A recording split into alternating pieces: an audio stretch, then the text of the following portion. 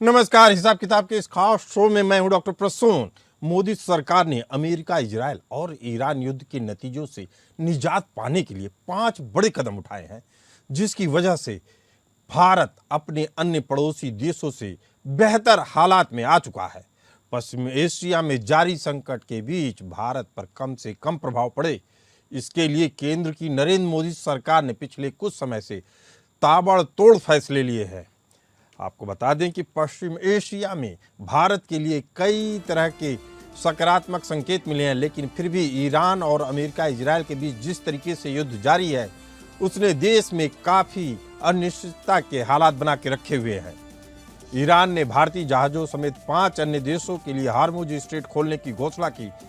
फिर भी केंद्र सरकार हर संभावित संकट से उबरने के लिए लगातार एक्शन मोड में बनी हुई है। मोदी सरकार ने आज यानी शुक्रवार को पेट्रोल और डीजल की एक्साइज ड्यूटी में 10-10 रुपए घटा दिए हैं। इस फैसले के बाद पेट्रोल पर एक्साइज ड्यूटी मात्र 3 रुपए और डीजल पर शून्य रह गई है। कुछ पेट्रोलियम कंपनियों ने हाल में तेल के दाम बढ़ाने शुरू कर दिए थे, लेकिन तेल कंपनियों पर कच्चे तेल का दाम बढ़ाने का अलग दबाव भी था। इसे देखते हुए सरकार ने इतना बड़ा कदम उठाया। सरकार के इस कदम से आम लोगों को सबसे बड़ी राहत मिलेगी, क्योंकि उन्हें फिलहाल इसकी ज़्यादा कीमत नहीं चुकानी होगी। वहीं भारत संभवतः अकेला देश है जो फारस की खाड़ी से निकलकर स्वदेश आने वाले भारतीय व्यापारिक जहाज़ों के लिए युद्ध क्षेत्र में अपनी नेवी के युद्धपोत तैनात कर दिए हैं। अमेरिका हार्मुज स्ट्रेट की सुरक्षा के लिए अपने सहयोगी देशों से लगातार कहता रह गया, लेकिन कोई भी देश अमेरिका की मदद के लिए आगे नहीं आया। इससे पहले पीएम नरेंद्र मोदी ने देश की संसद में बताया कि पहले देश सिर्फ 27 देशों से एनर्जी मंगाता था, यानी ऊर्जा मंगवाता था। अब उनकी संख्या बढ़कर 41 हो चुकी है। भारत इस समय रूस, अमेरिका, ऑस्ट्रेलिया, अर्जेंटीना जैसे देशों से भी एलपीजी मंगवा रहा है। ईरानी राष्ट्रपति से भी बात प्रधानमंत्री मोदी की हो रही है, तो अमेरिकी राष्ट्रपति डोनाल्ड ट्रंप और इजरायली पीएम नेतन्याहू भी लगातार संपर्क में बने हुए हैं। भारत की सकारात्मक कूटनीति का नतीजा यह है कि ईरान ने पहले कुछ भारतीय एलपीजी और तेल टैंकरों को आपसी सहमति से हार्मुज से निकलने का अनुमति दिया है। गुरुवार को ईरान ने भारत समेत 5 देशों के जहाजों के लिए इसे पूरी तरीके से खोलने का रास्ता साफ कर दिया।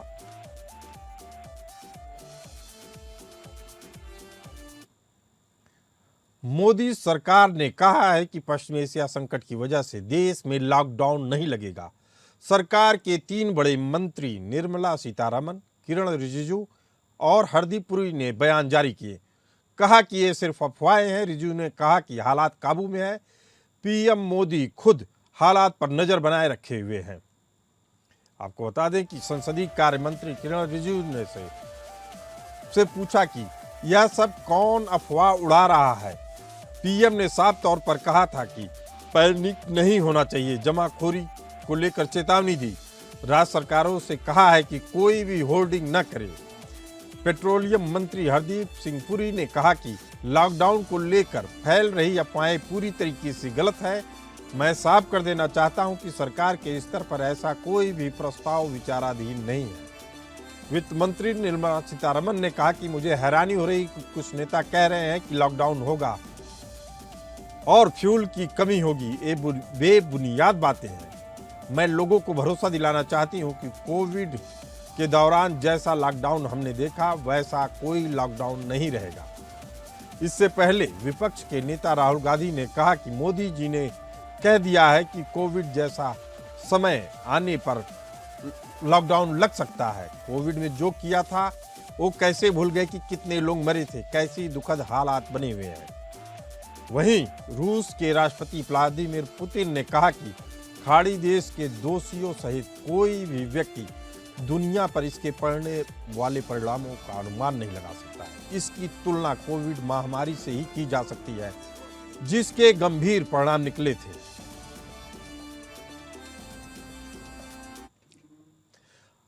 अमेरिका, इजरायल की ईरान से चली आ रही जंग के बीच बड़ा अपडेट आया है। डोनाल्ड ट्रंप ने ईरान पर 10 दिनों तक हमले रोकने की बात कही है। इससे बातचीत होने के संकेत मिल रहे हैं, लेकिन इससे युद्ध पर लगाम लगेगी, बड़ा सवाल है। आपको बता दें कि डोनाल्ड ट्रंप ने कहा कि तेहरान की अपील पर अमेरिका ईरान के एनर्जी इंफ्रास्ट्रक्चर पर हमले 10 दिनों के लिए रोक रहे हैं।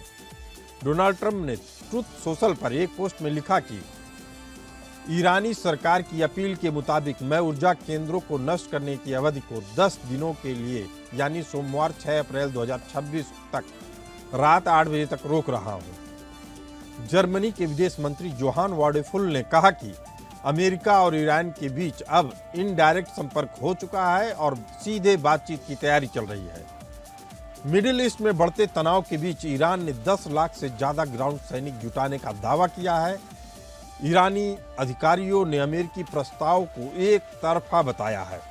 वहीं अमेरिका मिडिल ईस्ट में करीब 10,000 एक्स्ट्रा सैनिक भेजने पर विचार कर रहा है। वॉल स्ट्रीट जर्नल की रिपोर्ट के अनुसार रक्षा विभाग के अधिकारियों ने बताया कि इस फोर्स में पैदल सेना और बख्तरबंद गाड़ियां शामिल हो सकती हैं। यह एक्स्ट्रा सैनिक मिडिल ईस्ट में पहले से मौजूद 5,000 मैरिन और 2,000 पैराट्रूपर्स के साथ जोड़े जाएंगे।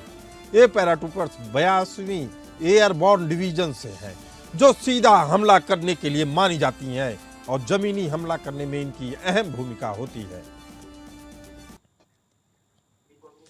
इसी मुद्दे पर चर्चा करने के लिए हमारे साथ मौजूद हैं दीप्ति तनेजा जी, फॉरेन एक्सपर्ट, भूषण दीवान जी, डिफेंस एक्सपर्ट, और मृदुल दास जी, स्ट्रेटेजिस्ट, रणनीतिकार। आप तीनों मेहमानों का बहुत बहुत स्वागत है। दीप्ति तनेजा जी, पहला सवाल यही कि भारत ने हालात भले से कंट्रोल कर लिए हों, लेकिन क्या युद्ध के हालात 10 दिनों के लिए रुक गए हैं? चूंकि हमले जारी हैं, इस स्थिति को आप कैसे आकलन करती हैं, इस स्थिति का? जी जी नमस्कार सभी को पैनलिस्ट को, आपके दर्शकों को और आपको भी प्रसून जी। देखिए, ये जो स्थिति है इस समय बिल्कुल एक अनप्रिडिक्टेबल सी सिचुएशन में आए हुए हैं। ट्रंप की हालत ऐसे हो गई है कि ईरान उनके गले की हड्डी बन गया है, ना खाते बनता है, ना निगलते और ना उगलते बनता है, क्योंकि जो ईरान ने जवाबी कार्रवाई करी है इसकी ट्रंप को बिल्कुल कहीं से भी उम्मीद नहीं थी। ये बात तो अब पूरे विश्व के सामने जग जाहिर हो गई है। अब प्रॉब्लम ये आती है कि यहाँ पे एक तरफ तो बात हो रही है कि हम नेगोशिएशंस कर रहे हैं। ट्रंप की तरफ से 15 पॉइंट अपना प्रोग्राम आ गया है, जो ईरान कहता है कि मुझे बिल्कुल मंजूर नहीं है। उन्होंने अपने 5 पॉइंट प्रोग्राम्स दे दिए हैं, जिसपे अभी तक ट्रंप का कोई बयान नहीं आया है।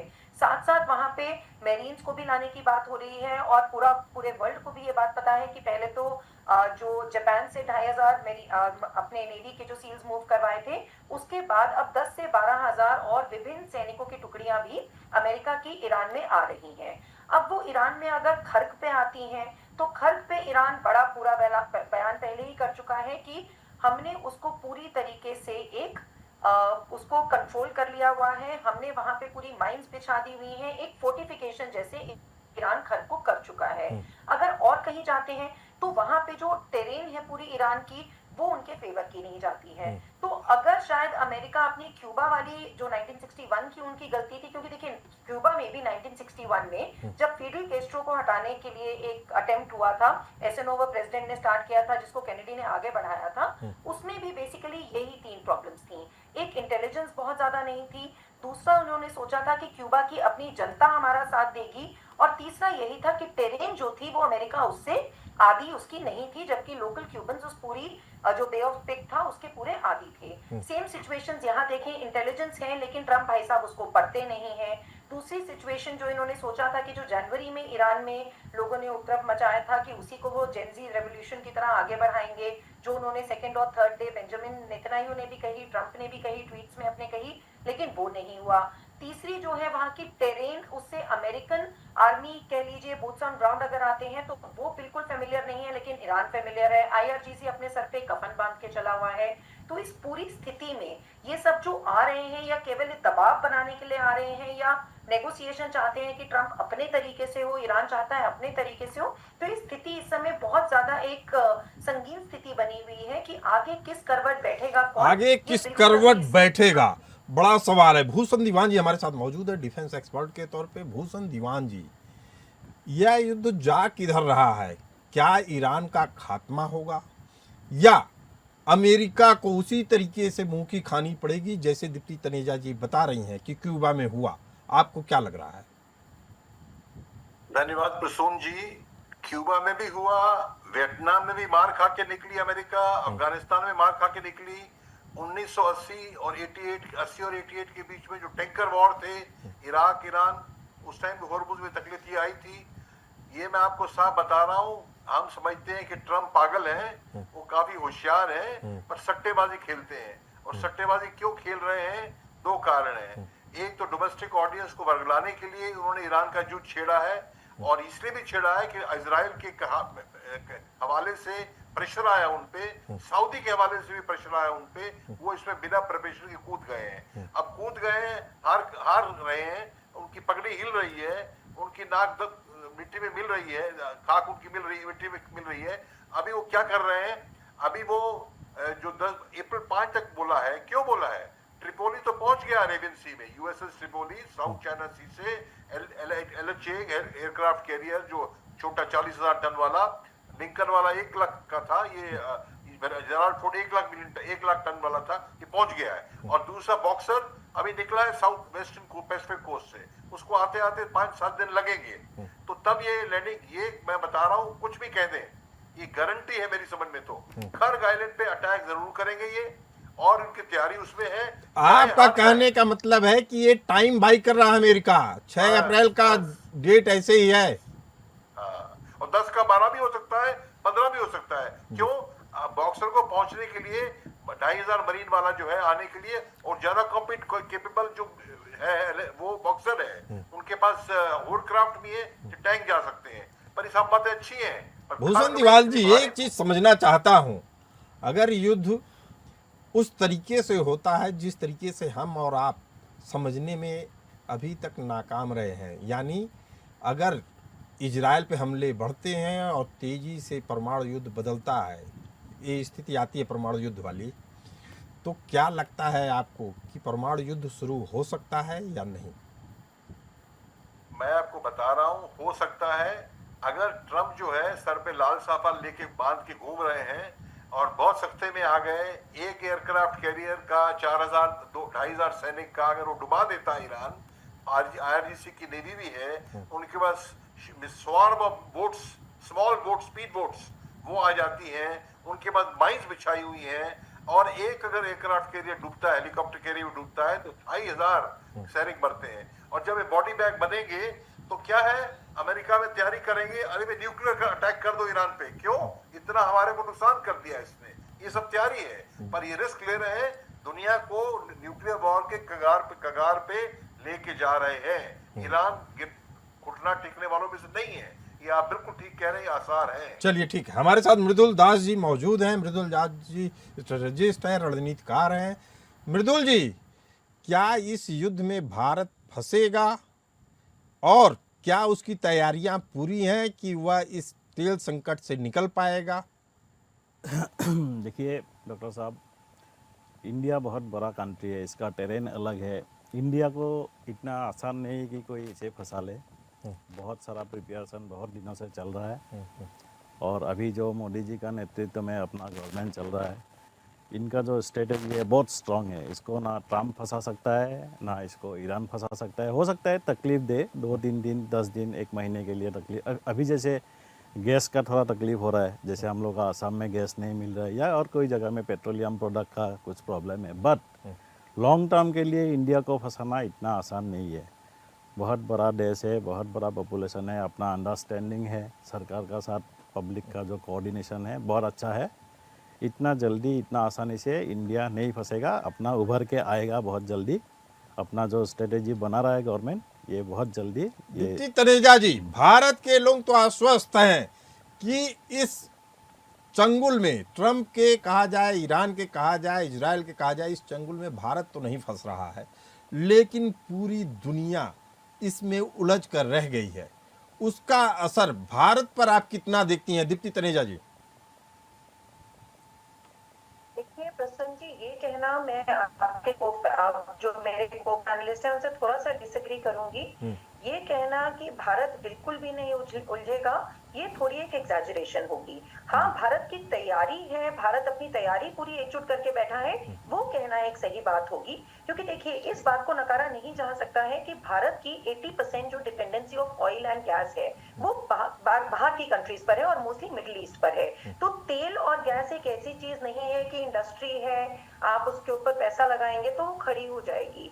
आपके पास अगर तेल नहीं है ज्योग्राफिकली तो नहीं है, उसके लिए आपकी डिपेंडेंस दूसरी कंट्रीज पर रहेगी। हाँ, माननीय प्रधानमंत्री मोदी जी के नेतृत्व में हम बिल्कुल इस समय सही कदम उठा रहे हैं। हम अभी जनता के ऊपर इस चीज का भार नहीं पड़ने दे रहे हैं। अगर हम स्ट्रैटेजिक स्टेप्स की भी बात करें तो स्ट्रैटेजिक स्टेप्स में उन्होंने जो बात की है कि डोमेस्टिक पहले तो एक्साइज कम कर दिया है ताकि जो ऑयल मैन्युफैक्चरिंग कंपनीज हैं उनके ऊपर जो भार पड़ रहा था क्रूड के दाम बढ़ने से, ऑलमोस्ट 76 पर बैरल से वो जो 110 115 पर बैरल का जो रेट पहुंचा हुआ है उसके ऊपर कंपनीज के ऊपर उसका असर अब कम थोड़ा पड़े, इसके लिए उन्होंने पहले एक्साइज कट किया है। तो ये एक बहुत बड़ा कदम है। दूसरा कदम जो उन्होंने एक्सपोर्ट्स के ऊपर, एक्सपोर्ट पे जो तेल जा रहा था उसके जो उन्होंने दाम बढ़ा दिए हैं और साथ साथ एक्सपोर्टर्स को मैंडेटरी कर दिया है कि आपने डोमेस्टिक सप्लाई की तरफ उसको डाइवर्ट करना है। तो ये अपने आप में देखें तो बहुत बड़े कदम है। और अगर पहले की सरकारों से कंपेयर करें तो पहले जब ऐसा क्राइसिस हुआ था 2003 में, पहले इराक का हुआ था, फिर 13 में जब गद्दाफी का साथ लीबिया में हुआ था, तो तब हमने 2005-6 के बाद से ऑयल बॉन्ड्स देने शुरू कर दिए थे जिसकी लास्ट पेमेंट अभी मार्च 2026 में हुई है। तो ऐसा सरकार ने फ्यूचर जिसको डेफर्ड कहें हम कॉस्ट, ऐसा नहीं किया है। हमने economic stabilisation fund 1 lakh crore रुपए तो का यानी जो अभी पीएम उसको मोदी ने साइन कहा कर है दिया वही बात आप भी दोहरा रही हैं कि कोविड का खतरा नहीं है, लेकिन भारत को अलर्ट रहना है, भारत के लोगों को अलर्ट रहना है। सीएम योगी का भी एक बड़ा बयान आया है, उन्होंने कहा है कि आप जमाखोरी मत करिए, कुछ लीटर पेट्रोल एक्स्ट्रा रख लेंगे उससे आपका कुछ भी भला होने वाला नहीं है। आपको सरकार पे भरोसा रखना चाहिए, सरकार की नीतियों पे भरोसा रखना चाहिए। लेकिन भूषण दीवान जी, बड़ा सवाल यही है, क्या इस युद्ध का जो अंत होगा क्या मानवता के लिए एक बड़ा खतरा होगा? देखिए, अगर ये न्यूक्लियर बॉम्ब का इस्तेमाल किया गया तो बड़ा खतरा है, बेशक खतरा है। फुल स्केल न्यूक्लियर बॉम्ब जैसे पर्ल हार्बर में, हिरोशिमा में किया गया वो ना हो तो टेक्निकल न्यूक्लियर वेपन भी यूज हो सकते हैं। भूषण दीवान जी, इसी पॉइंट पे आपको रोक के एक सवाल और पूछ ले रहा हूं, वह स्थिति कब बनती दिख रही है आपको? किस समय अटैक कर सकता है इजराइल? इजराइल जी। न्यूक्लियर वेपन से? जी न्यूक्लियर। वो तो 1 महीने के बाद होगा। क्यों? अगर 5 अप्रैल 7 अप्रैल में अगर ये ग्राउंड अटैक करते हैं अमेरिकन फोर्सेस, वो 2-3 हफ्ते चलेगा, महीना चलेगा, 1.5 महीना चलेगा, 6 हफ्ते चलेगा। उसमें भी अगर हारते हैं तो मरता क्या ना करता, तब ये काम होगा। उसके पहले में छोटा प्रसून जी पूछा नहीं मेरे से, आपने बताना चाह रहा हूँ। ये इंस्पेक्टर दास साहब ने कहा फर्क नहीं पड़ेगा।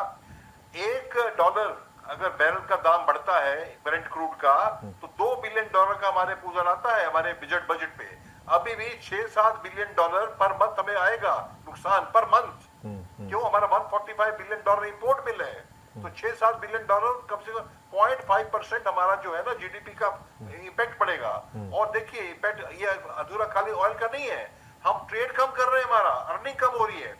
हमारे लोग वहां से, आपका मेरा भाई वहां से गल्फ से वापस आ रहे हैं, उनकी रेमिटेंस कम हो रही है। हमारी एक्सपोर्ट जो है अनियंस की, एग्रीकल्चर की और चीजों, फार्मा की, इंजीनियरिंग गुड्स की कम हो रही है। तो कई तरीके से है तैयारी। डिजास्टर मैनेजमेंट तो हम पूरी बढ़िया कर रहे हैं, पर डिजास्टर का इफेक्ट ना पड़े ये ठीक नहीं। और सेकेंडली, ये जो आप कह रहे हैं बड़ा अच्छा पॉइंट है कि अभी मैं पहले भी आपके से यही कहा है, इसके बाद युद्ध किसी भी डायरेक्शन में जाए, अमेरिका की साख तो मिडिल ईस्ट से सालों साल तक खत्म हो चुकी है। पेट्रो डॉलर की साख भी खत्म हो रही है। क्यों? गल्फ वाले कहेंगे भी आपको हम बात पूरी मानते हैं, पेट्रोल में डॉलर में बेचते हैं पेट्रोल और इन्वेस्ट करते हैं अमेरिका में, आप तो हमारे कुछ कर नहीं सकते, तो आप काम पेट्रोल डॉलर में नहीं करेंगे। और युआन में ईरान भी कह रहा है $2 मिलियन इक्विवेलेंट युआन में लेंगे पर शिप पास होने के, ट्रांजिट के। भूषण दीवान जी, आप लोग तीनों मेहमानों की बातचीत से तो एक बात साफ हो रही है कि दुनिया में युद्ध का संकट गहराता जा रहा है, लेकिन भारत अपनी रणनीति के कारण अभी एक कंफर्टेबल जोन में है। और अगर युद्ध की विभीषिका बढ़ती है तो भी भारत उससे निपटने के लिए तैयार है। शायद भारतवासियों के लिए भले से राहत की बात हो, लेकिन पूरी दुनिया इस युद्ध की विभीषिका में जलेगी। आज जल रही है, कल जलेगी और परसों और जल सकती है। इसलिए हम कामना करेंगे कि यह युद्ध जल्द से जल्द खत्म हो। आप तीनों मेहमान इस खास प्रोग्राम में आए, आपका बहुत बहुत धन्यवाद। फिलहाल इस चर्चा में इतना ही, हमें दीजिए इजाजत। नमस्कार।